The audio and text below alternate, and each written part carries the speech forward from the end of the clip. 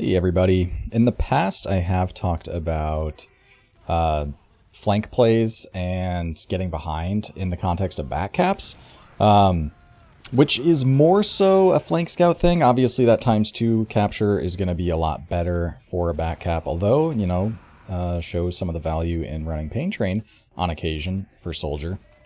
But Soldier can back cap, but really thrives behind for pinch plays. Because whether it is add or... Well, when it's add, you're expecting to be able to push, and the other team is going to have to leave. And if there's a soldier behind where they're trying to leave, then that's like a free team wipe, basically. That's obviously lovely. But also, in disad, being behind, if you're spotted, you can drag people back. If not, then it's a pretty easy sack and pretty high likelihood of getting that force, rather than trying to sack from in front, where, teams are at least ready for that and expecting that, right? Whereas behind, not so much. So it's going to be a higher percentage there. So obviously, getting behind is still really useful as Soldier. But I kind of want to talk about some of the ways you might do this. Specifically, I want to talk about hiding spots. Not necessarily just about getting behind, although that is one of the big things you can do with a good hiding spot. So yeah, I think... largely speaking, a lot of your plays on the flank are going to depend on timing and having a proper time or timing. So just getting behind through a door that's unspotted, there are going to be times where a team clears all the doors properly, but they might not do it in the perfect order, or they might be a little slow while pushing, meaning a door got cleared early and then the other doors are a little slow to get peeked, and as a result, there's timing windows in which you can kind of just walk behind, right? This applies to like bombing over people's heads as well. Sometimes, they're looking up for a bit, and then they aren't, and you can take advantage of that timing. However, what I want to focus in on today is hiding spots, because hiding spots are a potentially powerful tool for flank plays and getting behind and just making plays when you're not expected to. Hiding spots do apply to both Soldier and Scout. I say it's more so a Soldier thing, though.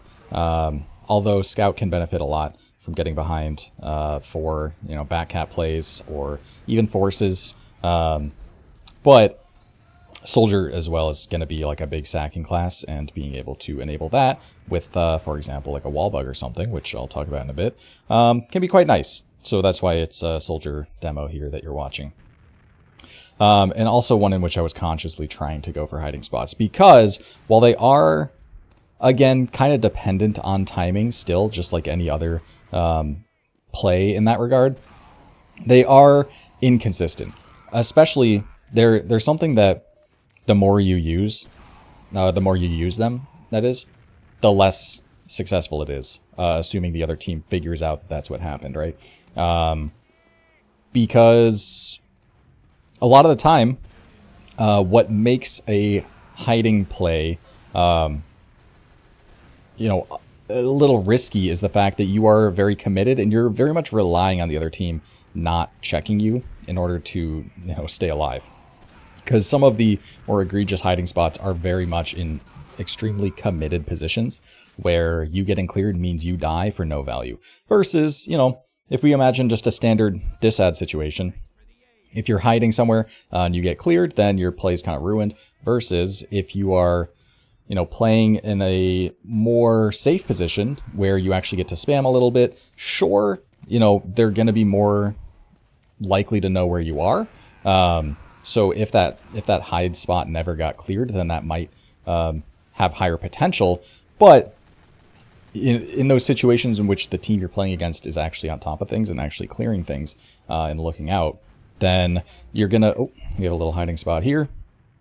Then you're going to overall have more success, being able to play on your own terms, where you're not depending on the opponent slipping up in order to succeed. Now, that being said, again, hiding spots are a timing thing. So there are certainly situations in which you're expecting the opponents to be doing a certain thing and maybe not clearing a certain spot or whatnot because they need to do something quickly or etc. And it's going to be a higher percentage play, right? So yeah. Now, as far as where hiding plays are successful, obviously backcapping last is a big one. Basically, every map has some hiding spots in lobby leading to last. You know, you think in Metalworks, that spot that I just demonstrated, as well as far left, you can hide in that cubby, and if no one clears that, then yeah, they're not going to see you. You think Snake Water, plenty of spots there. I mean, someone can go last on like a late cheese timing after lobby's already been cleared. You can be hiding drop down. You can be hiding under drop down. Snake Water has a lot. It can be really tough to not get backcapped on that map. Process as well, you can hide on the boiler. You can hide by 5, all sorts of hiding spots, and basically every lobby into every last. So, obviously teams are going to be, or should be, well versed in clearing all these spots. And of course, the huge counter to hiding players or players that are trying to flank is spotting and counting the players that you see. Because if you have 3 kills on last and you're trying to push out off of those 3 kills, if one player clears their door early, so let's imagine, we can just imagine on Metalworks here, right? If one player is pretty fast and they go, for example, right lobby, and they see that there is a demo and a scout in house, which is that door right in front of me where those stickies are, and they see the medi beam attached to them, that's 3 players. Everyone's accounted for, and suddenly everyone else that was clearing all these other doors and were going pretty slowly to make sure that, you know, they're not getting backcapped, well, they get to just ignore that and go as fast as possible because you know you can't get backcapped because all 3 players are in front and accounted for, right? So that's a big deal. And on the flip side, if you only see 2 players and you only suspiciously see 2 players, then that might be cause to take extra care as far as clearing goes and spotting goes, just to really make sure that's not a threat. So spotting is a big deal as far as clearing hiding spots go. And this applies to more than just pushing out of last. If you're trying to, for example, just dry push into a point, a big thing that you're going to be doing as a combo scout is spotting where their soldiers are at, because you are in charge of stopping any bombs from forcing your medic, because you're pushing with ads, so you're expecting the other team to sack a soldier at the very least. So in a case like that, if you see rockets coming from choke, for example, and then you see rockets coming from, so let's say we're still on Metalworks, you see rockets coming from like above forward spawns, you know where both soldiers are, and suddenly you get to position potentially much more aggressively, knowing that these are the only places that soldiers can bomb from, and you can be ready for that. Versus if you only see rockets coming from choke, you might be a little more concerned. You might be worried that a soldier is hiding in Batman, trying to bomb in on the timing, and you might position accordingly for that in order to be prepared for that kind of bomb. So of course, spotting is a big deal as far as countering hiding spots goes. But what kind of separates TF2 from other games is that there are a lot of really weird rat tech hiding spots you can go for because wall bugs exist, and every map has some wall bugs that you can go for. Some obviously are going to be more powerful than others, but they can function really, really well as hiding spots, and you don't really see soldiers go for wall bugs until you get to like a higher level, honestly. And it's kind of counterintuitive, or at least what's the word I'm looking for?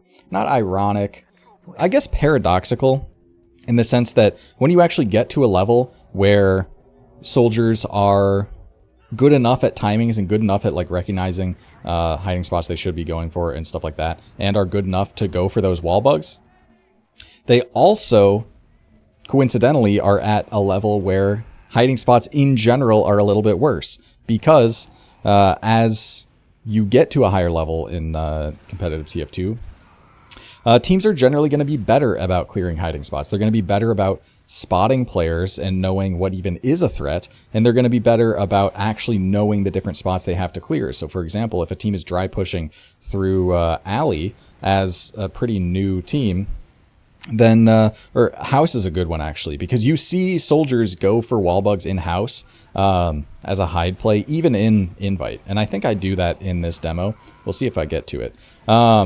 It does happen, but you also see those same soldiers just completely get rolled and get cleared because they're playing against invite players who know, oh yeah, this player likes to do this, so now every single time I clear house, I'm going to take the 10th of a second to clear it, because it really doesn't take that much mental bandwidth to do so. And yeah, generally it's something that higher level players are absolutely going to adapt to.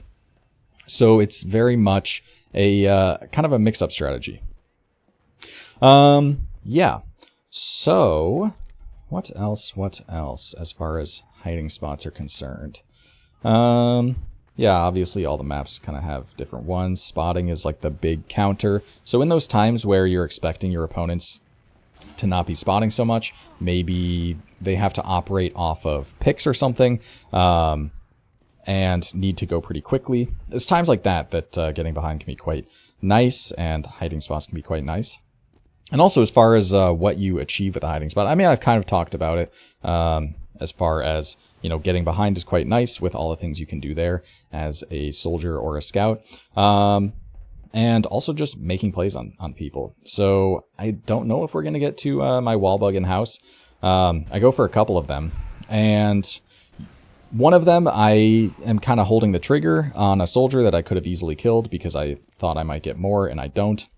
But the other I get a med kill, I think, or a force, or some form of value as far as Ubers are concerned, right? Yeah. So there's definitely plenty of things you can do as a result there. And also, yeah, obviously wall bugs are exclusively a soldier thing, because a scout, you're just not going to be getting high enough off the ground typically in order for a wall bug to adequately act as a hiding spot. Wall bugs can be universally useful as a way to avoid fall damage, of course, but nonetheless, that is definitely a concern. Man, there's got to be something else, right? I am not sure. Yeah, of course, as I've talked about, every map has so many different wall bugs. And some of the more useful ones definitely get used. For example, the one in Metalworks House. On Snakewater 2, there is a wall bug right above Bridge, because some corners get kind of smoothed out in the sense that there's a clip brush in the corner, making it not a 90-degree angle, but instead an angled corner for whatever reason. I don't know why that's a thing. Or maybe it's you're wall bugging in the actual 90-degree corner. I don't know.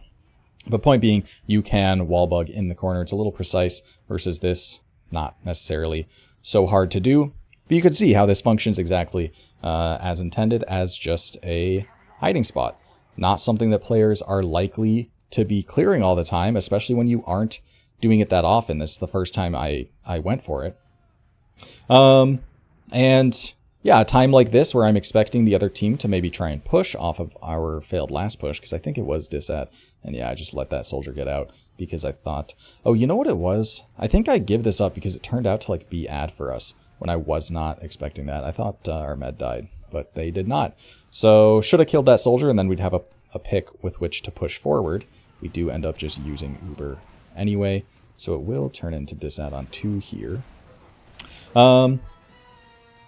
Yeah, hiding spots. Gimmicky, for sure. Excuse me. Something that should get cleared at a higher level, but doesn't always as well. Especially since, you know, paradoxically, yes, teams are better about clearing them, ergo they're less common, but because they're less common, then there's certain tricky wall bugs and things that players aren't going to be as familiar with. And if you can mix it into your repertoire, that can be quite nice. Yet again here, I expect it to be disad, so I'm on sniper, expecting them to push 2, but then it turns out it's actually ad, so I have to switch off. So I don't think we're gonna get to the next wall bug where it's the exact same spot. It's nothing special. It's just this time around they happen to go house and I get some sort of med pick or something, I think.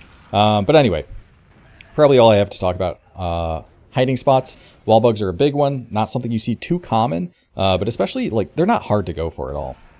And at a low level, they can be really good. At a low level in general, hiding spots can be really, really strong because if you go for them pretty often, it's not going to be as big of a deal if the other team doesn't even know that's what's getting them, right? If they're just assuming that a door is not being watched, then they're not going to have that adjustment until like after the fact that they go through the demo and then see, oh yeah, this guy's just hiding. Now, there is another hiding spot above the pack there.